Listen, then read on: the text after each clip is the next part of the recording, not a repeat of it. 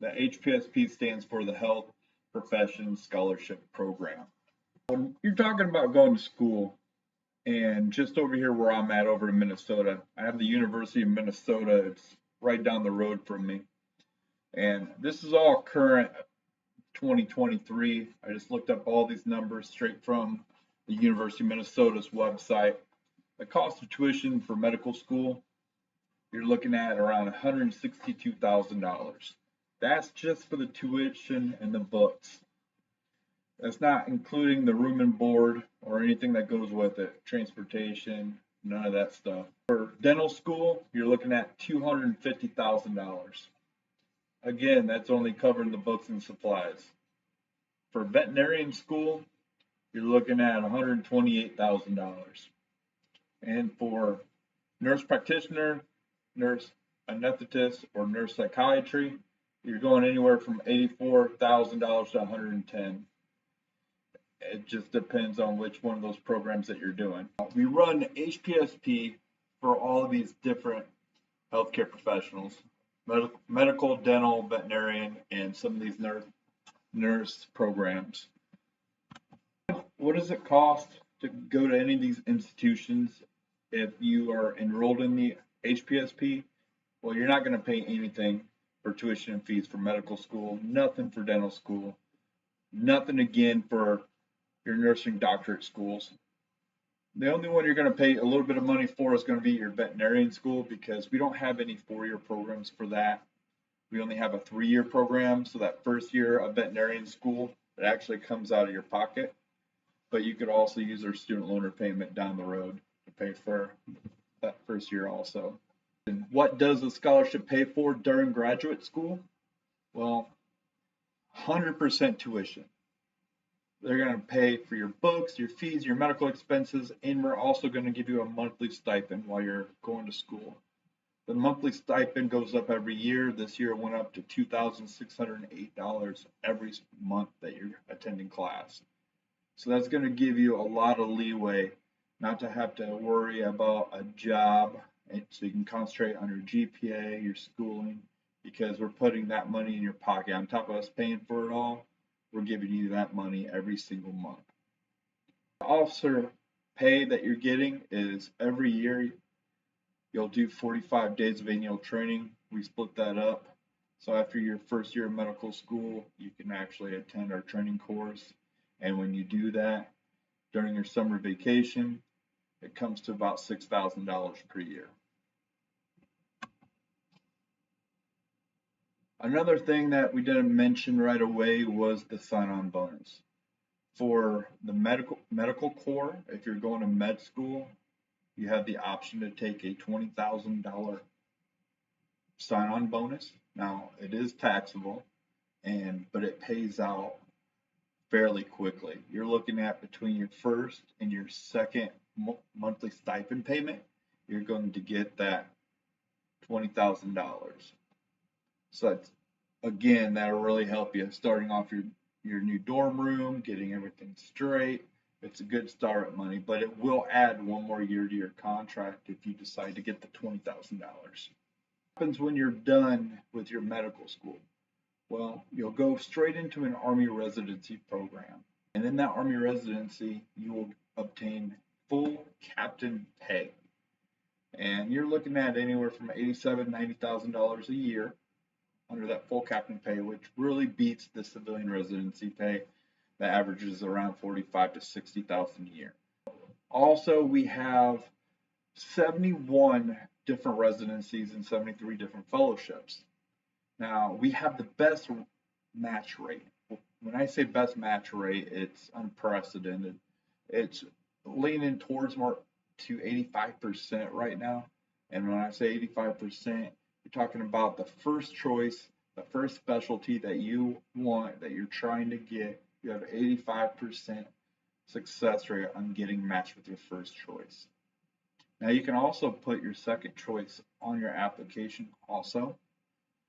Something you can't do on the civilian side. We are the largest branch of the military. So what that means is we have the best match rate also because we have the most physicians. Just in 2021, we had over 1,500 physicians in this HPSP residency and fellowship program. And also, when you're going for your board, we have a 96% first-time board pass rate, which surpasses the civilian average pass rate, which is only 86 to 87%. These are just the Army Medical Corps residency, what you can actually do your residency in. I'm not going to just sit here and rattle them all off. You can always pause this and take a look and make sure what you want is actually on here. And the same thing goes for all the different fellowships that we have when you're trying to do your specializations.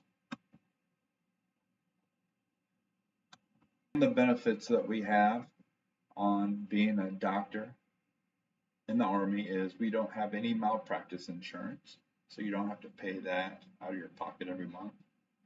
And we have the highest match rate of any other service, and that's namely, again, because we are the largest service, so we do have the highest match rate. The other services, they're averaging around 70%, while ours is around 85%.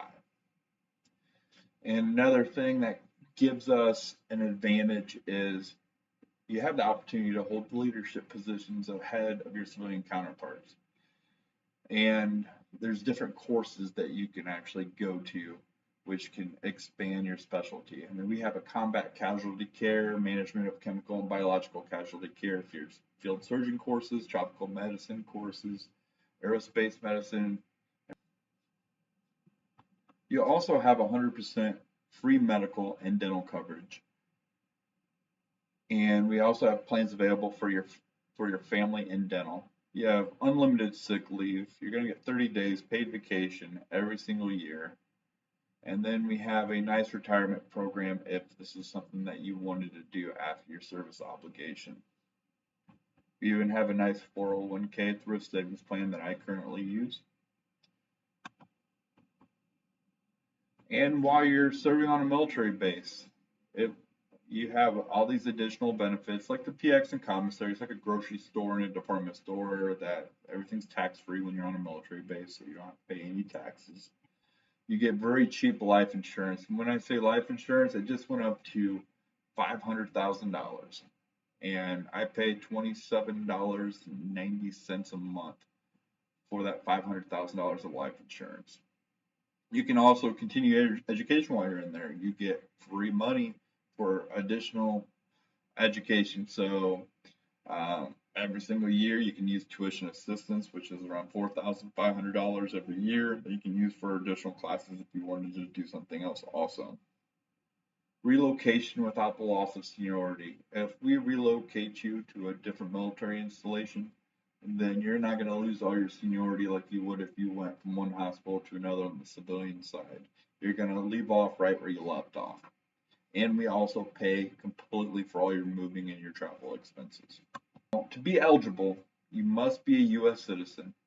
You have to be enrolled or possess a letter of acceptance or an intent from an accredited graduate program. So what that means is you have to at least apply, and we take that list of applied schools and we put that in your board packet to submit. You don't have to be accepted yet. So if you're at the very end of your undergraduate degree and you just start applying for medical schools, you need to get a hold of us right away and we can start your application process.